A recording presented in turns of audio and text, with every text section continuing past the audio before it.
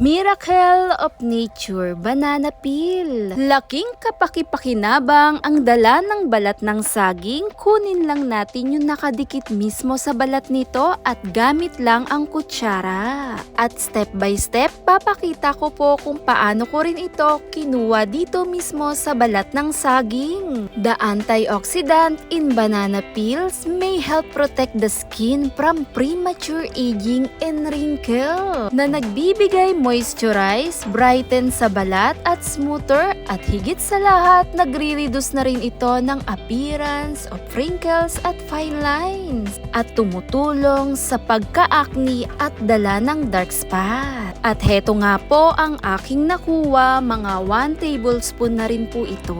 At dahan-dahan nga lang din i-mash natin yung banana peel at 3 drop po ng almond oil ang aking inilagay.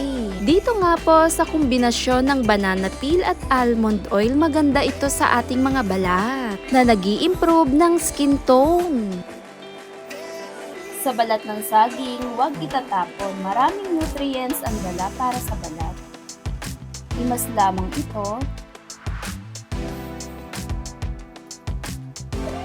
Mini-maintain ito ang premature aging na binabalik sa pagka-glow at moisture ng cuties. Kasama na rin ng almond oil.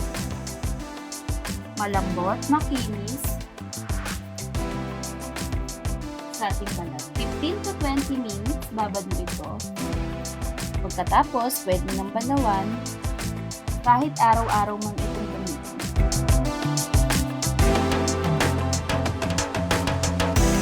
Thanks for watching, guys!